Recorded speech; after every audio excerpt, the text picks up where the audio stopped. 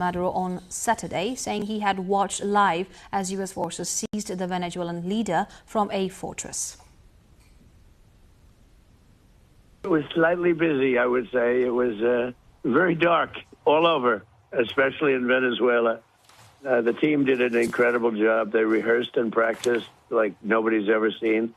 And I was told by real military people that there's no other country on earth that can do such a maneuver. If you would have seen what happened, I mean, I watched it literally like I was watching a television show. And if you would have seen the speed, the violence, you know, they say that, the speed, the violence, they use that term. It was an amazing thing, an amazing job that these people did. There's nobody else could have done anything like it. Trump said no U.S. troops were killed in the dramatic operation, adding that the Venezuelan president and his wife had been taken to a ship and would then be sent to New York, where they faced drug and terrorism charges. The U.S. president, who was at his Mar-a-Lago residence in Florida, said he had spoken to Maduro a week ago and told him, in what he said, "You have to surrender." In a televised interview following President Donald Trump's announcement, Venezuelan Vice President Delcy Rodriguez confirmed that the Venezuelan government does not know the current location of President Nicolas Maduro or First Lady Celia Flores. Speaking on state-run TV, Rodriguez issued an urgent demand for proof of life for the couple. Realmente estamos más que indignados. El pueblo venezolano está indignado. La cuna de nuestro padre libertador, la capital, Caracas, fue atacada. La capital, ciudad que vio nacer al libertador de la patria grande, que vio nacer al hombre más grande de nuestro continente, ha sido vulnerada, ha sido atacada y agredida. Ante esta brutal situación y ante este brutal ataque, nosotros desconocemos el paradero del presidente Nicolás Maduro y de la primera dama Celia Flores. Exigimos al gobierno del presidente Donald Trump prueba de vida inmediata de la vida del presidente Maduro y de la primera dama. El presidente Maduro ya había sido muy claro y había advertido al pueblo venezolano de que una agresión de esta naturaleza, por la desesperación de la voracidad. Venezuela, meanwhile, has declared a national emergency, denouncing extremely serious military aggression. Across Latin America, leaders are condemning the U.S. military action in Venezuela. Colombian President Gustavo Petro called it an attack on Venezuela, emphasizing the need for peace, respect for international law, and the protection of human life. He also announced the deployment of Colombian forces to the Venezuelan border. Cuba's President Miguel Diaz-Canel labeled the action state terrorism, denouncing it as a criminal attack on both Venezuela and the broader region, calling for urgent international response. Chilean President Gabriel Boric urged a peaceful solution, reaffirming the importance of dialogue, multilateralism, and adherence to international law. Mexico's President Claudia Sheinbaum condemned the military intervention, citing the UN Charter's prohibition on the use of force against the sovereignty of independent states. Their statements highlight deep regional opposition to foreign military action and a call for diplomacy over confrontation. Moscow has expressed deep concern over what it calls an act of armed aggression against Venezuela by the United States. The Russian Foreign Ministry condemned any foreign military intervention and stressed the importance of dialogue to prevent further escalation. The ministry reaffirmed solidarity with the Venezuelan people and support for President Maduro's policies defending national sovereignty. Moscow also voiced alarm over reports of the capture of Maduro and his wife, calling such actions an unacceptable violation of Venezuela's independence. British Prime Minister Keir Starmer says all countries should uphold international law after President Donald Trump announced U.S. forces had captured Venezuela's leader Nicolas Maduro in a large-scale assault. The UK leader says in brief comments aired on British television hours after the U.S. attack that he wants to talk to President Trump and allies first. Well, I want to establish the facts first. I want to speak to President Trump. I want to speak to allies. As I say, I can be absolutely clear that we were not involved in that. And as you know, I always say and believe we should all uphold international law. But I think Iran has strongly condemned the recent U.S. military action in Venezuela. Supreme Leader Ayatollah Ali Khamenei said, when an enemy tries to impose its will through false claims, a nation must stand firm. He added that relying on God and public support, Iran will resist such pressure. Meanwhile, the Iranian Foreign Ministry called the attack a flagrant violation of Venezuela's sovereignty and territorial integrity. The European Union is closely monitoring the unfolding situation in Venezuela, according to EU High Representative Kaja Kallas. She says she has spoken with U.S. Secretary of State Marco Rubio and the EU ambassador in Caracas. Kallas reiterated that President Maduro lacks legitimacy and stressed the need for a peaceful transition. She called for restraint, respect for international law, and emphasized that the safety of EU citizens in Venezuela remains the top priority. Decades of old disputes, ideological clashes, and political tensions have left U.S.-Venezuela relations deeply strained. From Hugo Chavez to Nicolas Maduro, mutual distrust and sanctions have set the stage for the dramatic standoff unfolding today. A report. The United States and Venezuela have a long, complicated history shaped by oil, ideology, and politics. In the early 20th century, Venezuela became a major oil exporter, with the U.S. as a key customer. But tensions began as Venezuelan leaders sought greater control over their oil industry, including the nationalization of oil in the 1970s. Relations further soured under Hugo Chavez, who became president in 1999, pursued a socialist, anti-U.S. foreign policy allied with Cuba and Iran, and accused the U.S. of backing a 2002 coup attempt. When Nicolas Maduro succeeded Chavez in 2013, hostilities deepened amid economic collapse, disputed elections, and human rights concerns. Maduro has been Venezuela's president since 2013, succeeding Hugo Chavez. A former bus driver and union leader, he rose through politics as Chavez's foreign minister and vice president. He has also been indicted in the U.S. for narco-terrorism and drug trafficking, with a $50 million bounty on his head. The U.S. imposed sanctions, froze assets, recognized opposition leaders like Juan Guaido, and accused Maduro of corruption and drug trafficking. Under Trump, pressure escalated with a $15 million bounty on Maduro, military buildups off Venezuela's coast, and operations targeting alleged drug traffickers. Decades of ideological conflict, economic disputes, and mutual distrust have left U.S.-Venezuela relations deeply strained, setting the stage for the dramatic events unfolding on January 3rd.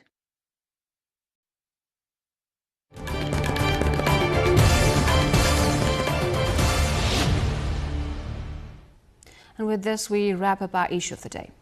As modernization reshapes lives across Nepal, one minority community is at a crossroads. The Raji people are navigating the pull of development while struggling to preserve their identity.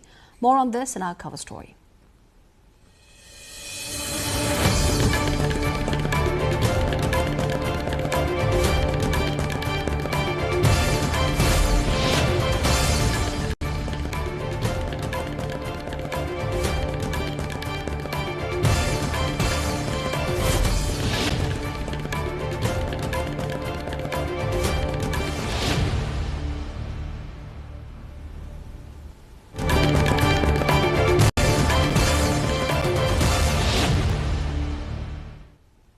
You're watching NTV World, and this is the News Hour. The Raji, a minority community in Nepal traditionally living a nomadic life along river banks, are seeking new livelihoods and a settled lifestyle. Modern development and migration have integrated them into mainstream society, but preserving their language, culture and identity remains a challenge. Regina Rai, with our local correspondent Purushottam Gimire, explains the reality. Over time, the Raji community, once closely connected to the forest, has witnessed profound changes in their daily lives. With a population of just 5,125, the Raji are among Nepal's most endangered indigenous ethnic groups. Traditionally, they were nomadic hunter-gatherers, primarily residing in the western districts, Surkhet, Bardia, Kailali and Kanchanpur. Renowned for their skill and resilience, the Raji have long survived by harvesting honey from sheer cliffs, fishing and crafting wooden boats. These traditional occupations were not only vital for survival, but also formed the backbone of their cultural identity, passed down through generations. However, modernity has gradually eroded these traditions. Nomadic lifestyles have given way to settled living, with communities adopting modern farming, wage labor and service sector work.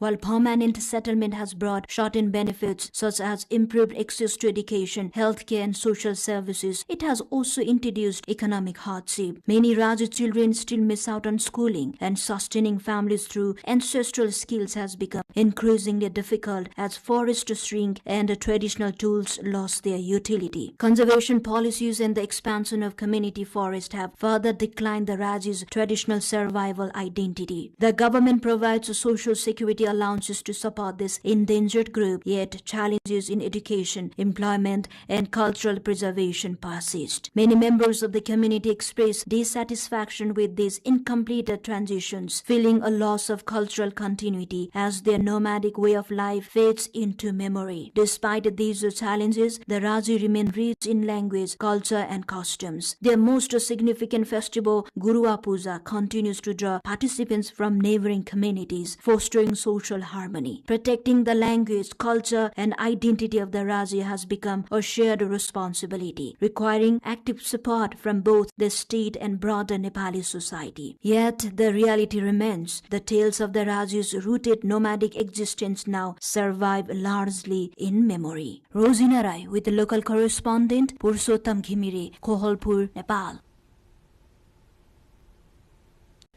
We asked members of the Raji community what they thought about the changes in lifestyles in today's rapidly modernizing world. This is what they had to say.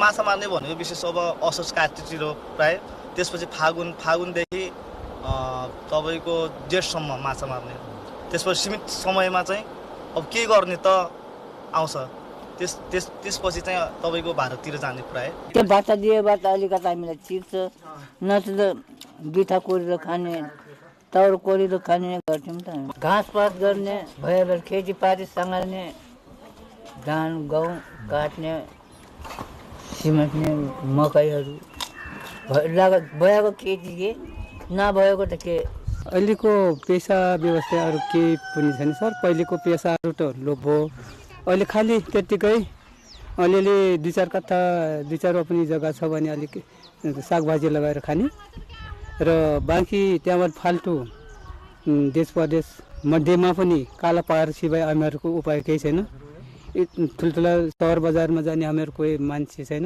त्यसकारण काला पार जाने दुई चार पैसा दुई चार महिना बस्ने खाने धेरै जसो अब इन्टर क्लियर नै गरेको हुनुहुन्छ अब केटाहरु फेरि कस्तो छ भने 8 पास मात्रै गर्ने अनि वैदेशिक रोजगारीमा जाने इन्डियातिर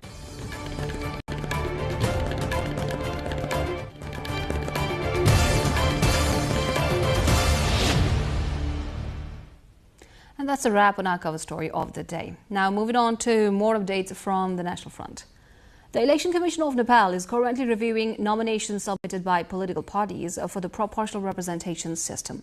According to spokesperson Narayan Prasad Bhattrai, the Commission is verifying whether inclusive group requirements have been met and will notify the respective parties by January 4. Political parties will then have until January 11 to submit corrected lists. Candidates who wish to withdraw their names from the revised list will have an opportunity to do so on January 12. The Commission will inform the parties who may nominate replacements. The final closed list will be published on January 18. Members of the public can raise legal objections to the candidates listed, which will be investigated, and the final list will be confirmed by February 2, after which no changes will be allowed. Despite nearly 3 decades since its establishment, the Civil Aviation Authority of Nepal faces ongoing challenges in managing the country's aviation infrastructures and finances.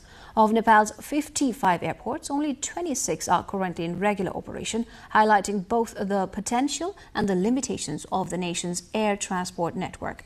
Our colleague April Agising Lama brings her story. Nepal's aviation infrastructure development has been influenced largely by political considerations rather than by technical assessments or commercial demand, leaving billions of rupees in public investment underutilized and at risk. Dozens of airports have been built across the country despite limited demand and inadequate feasibility planning. As a result, 26 airports are currently completely non-operational, including facilities in Lamidana, Paitadi, Rukum, Doti, Manang, Dolpa, Tikapur and Safebagar. Of the airports built with billions of rupees in state funding, only 25 are currently operational, and even among them, 14 are operating at a loss. Despite heavy public investment, many remote regions continue to lack reliable and accessible air services, which show a growing disconnect between infrastructure spending and actual public benefit. जब full फ्लेजको ठुलो विमानस्थलहरू ठुलो जहाजहरू भएपछि landing parking चार्जहरू आम्दानी बढी हुन्छ सानो फेजको र दुर्गममा एकातिर नियमित नहुने अर्कोतिर सानो जहाजहरू जसको वेट कम हुन्छ र वेटको आधारमा चाहिँ जहिले पनि एरोनोटिकल चार्जहरू निर्धारण हुन्छ सानो वेट भएकोले गर्दाखेरि तपाईको चाहिँ धेरै फ्लाइट भए पनि आम्दानी चाहिँ कम हुन्छ त्यसैले एयरपोर्टहरू सेल्फ सस्टेनेबल बनाउनको लागि हैन उडानको संख्या वृद्धि गर्ने र मैले भने राज्यको ध्यान चाहिँ के हुनु पर्यो भने चाहिँ विमानस्थल बनाउने मात्र हैन कि वायु सेवा कम्पनीको क्षमता विस्तार र वायुयानको संख्या बढेपछि नेपाल विमानस्थल बढी भएको हैन विमानस्थलहरू अनयुज भएको हो वायु सेवा कम्पनीको क्षमता कमजोर भएर विमानस्थलहरू अनयुज भएको राज्यले त्यतातिर फोकस गर्नुपर्छ.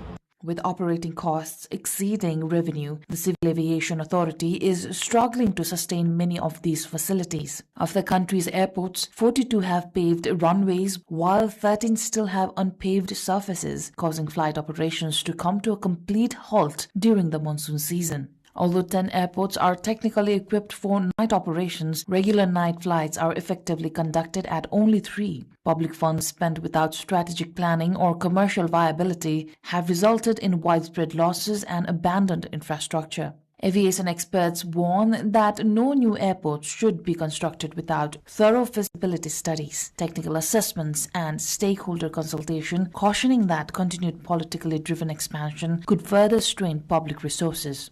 With Dhruva Thapa on camera, a report by Kamala Ariel. The month-long Swasthani Brata and Magh Snan rituals have begun today and will continue through late January. Devotees start the day with a ritual bath followed by midday worship of Lord Shiva and Goddess Parvati. In the evening, families listen to and recite the Swasthani Brata Katha from the Kedara Khanda of the Skanda Purana, with the timing of recitation varying by family tradition. From today, the Madhav Narayan Fair has also commenced at the Sali River in Sakhu, northeast of the Kathmandu Valley, where devotees will gather daily for ritual bathing and prayers throughout the month.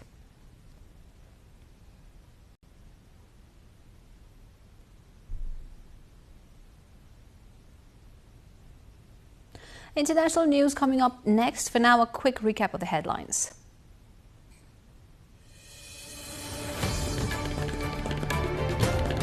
United States conducts military operation in Caracas. Trump says Maduro and his wife captured and flown out of Venezuela.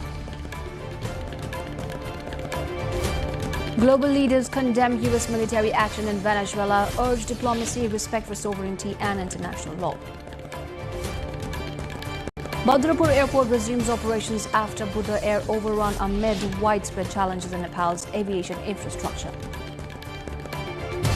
Endangered Raji minority in Nepal grapples with modern life and loss of traditional nomadic identity. Iranian Supreme Leader acknowledges economic protests but warns crackdown on rioters across cities. And Cricket Association of Nepal unveils annual calendar featuring packed year of national and international tournaments.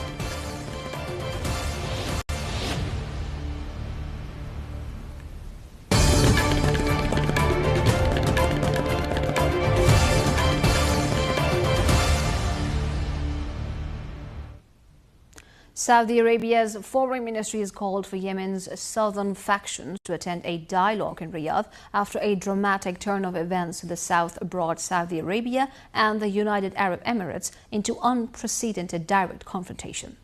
Both Gulf powers have intervened on behalf of Yemen's internationally recognized government in the country's long-running civil war, but a fracturing of the alliance has seen them backing different rival groups on the ground.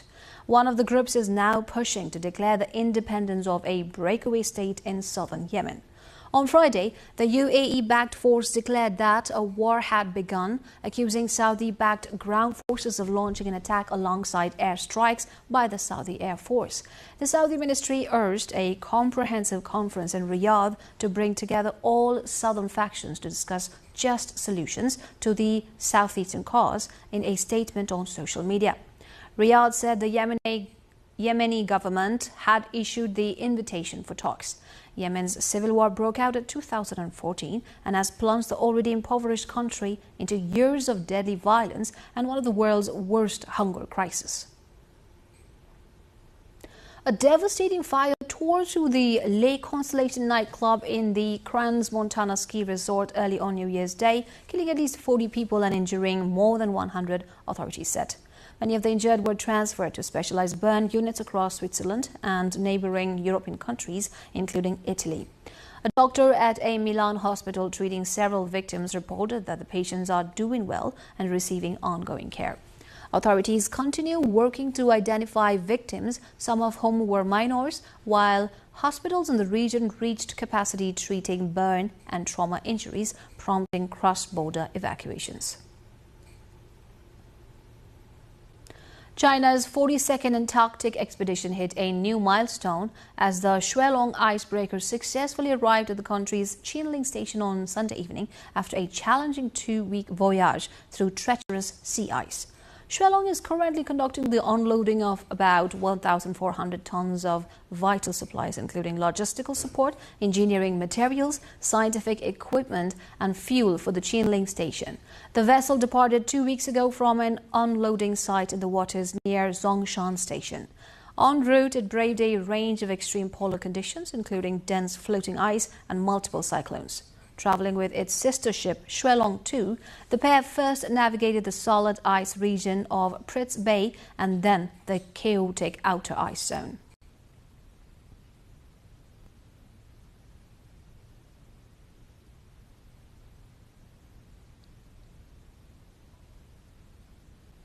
Time again for a short interlude. When we come back, we will be looking into the business news. For now, a short break.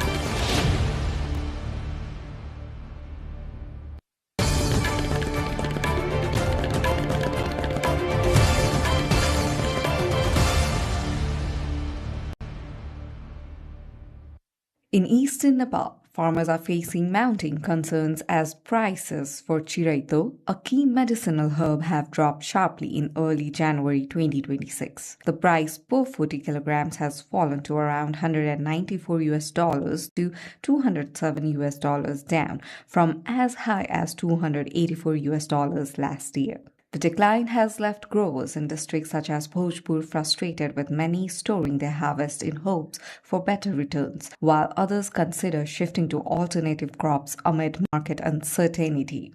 Official data shows that in the previous 2 fiscal years, medicinal herbs worth 81 million rupees were exported through the Kakarpita customs point bordering India. Yet, a lack of domestic processing facilities continue to leave Nepali farmers dependent on traders from India and China, who often pay lower rates for raw herbs. Chiraito remains one of Nepal's most valuable export earning plants, widely used in traditional medicine across South Asia for treating diabetes and infections.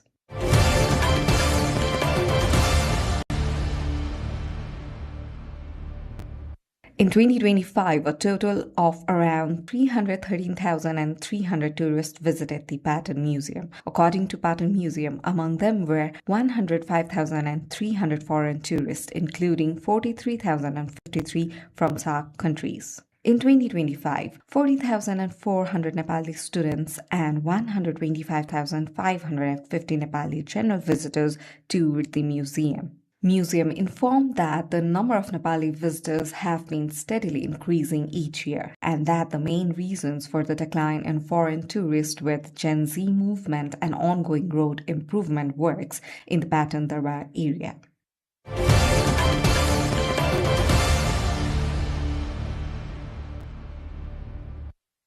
In Washington, a legal battle has emerged between British tech campaigner Imran Ahmed and the administration of US President Donald Trump. Ahmed has filed a lawsuit over a visa ban, describing the move as an apparent punishment for his outspoken advocacy against online disinformation and his efforts to hold major technology platforms accountable. As proceedings unfold, the lawsuit is expected to draw global attention to the intersection of technology, politics, and human rights.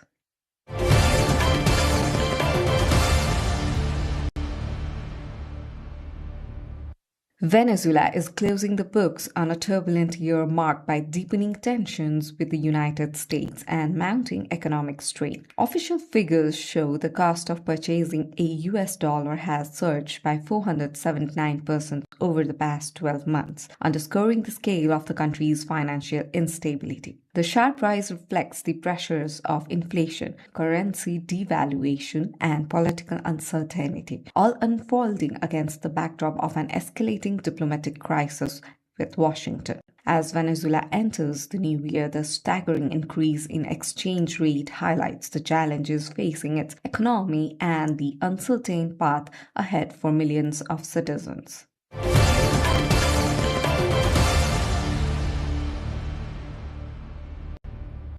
In Vietnam, traditional craft cooperatives are turning to e-commerce to expand their global reach. The Thu Hong Conical Hat Cooperative produces thousands of hats each month, from traditional to modern designs, and is now aiming to grow its online export market in 2026. The cooperative has already exported to Russia and are studying consumer preferences worldwide, noting that some buyers value durability while others prefer delicate designs.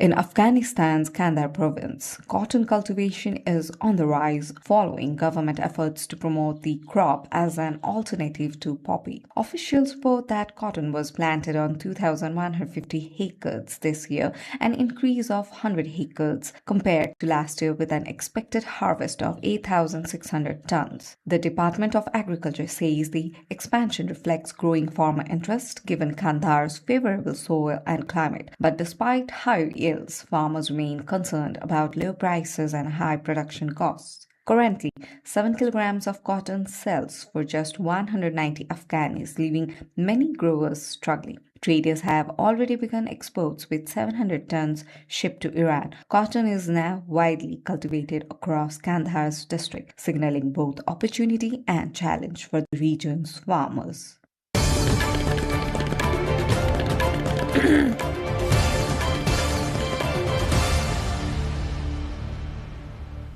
Now the sports update.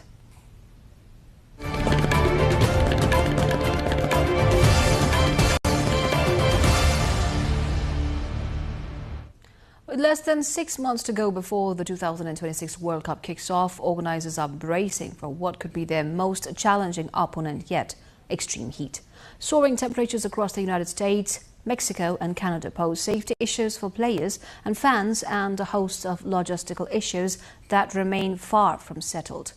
With matches scheduled across dozens of cities spanning 3 countries, tournament planners are racing to adapt to increasingly unpredictable weather patterns driven by climate change. Concerns include heightened risks of heat exhaustion and dehydration for players, extended cooling breaks during matches, and the need to adjust kick-off times to avoid the hottest parts of the day.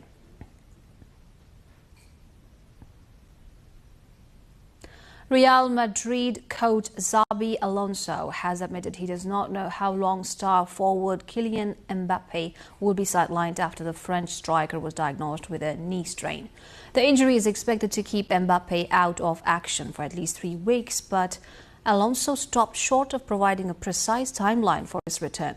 The club is closely monitoring the striker's recovery, with medical staff overseeing his rehabilitation as Real Madrid prepares for a busy schedule of league and European fixtures. Mbappe's absence comes at a crucial point in the season, leaving fans and teammates eager for updates on one of the team's key players.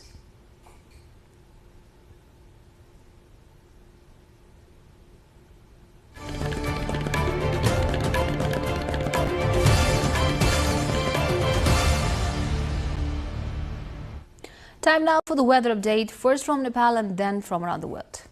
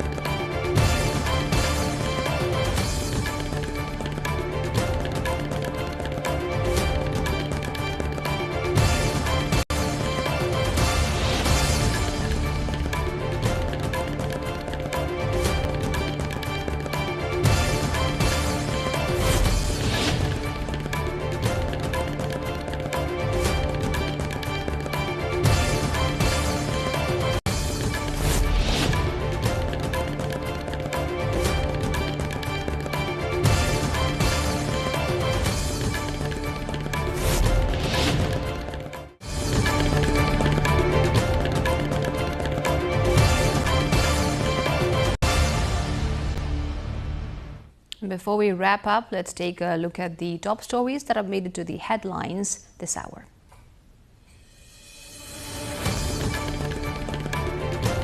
United States conducts military operation in Caracas. Trump says Maduro and his wife captured and flown out of Venezuela.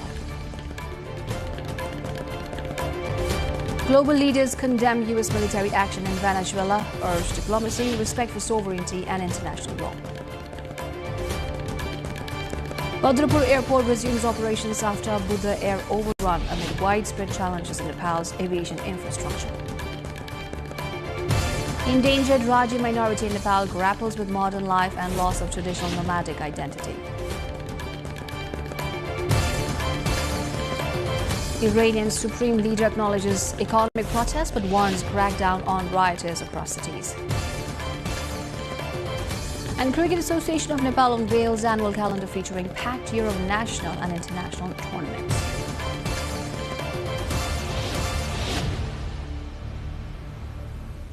And that's it for this edition of the News Hour. Do join us through our social media and get the latest updates from our official website www.nepaltelevision.com.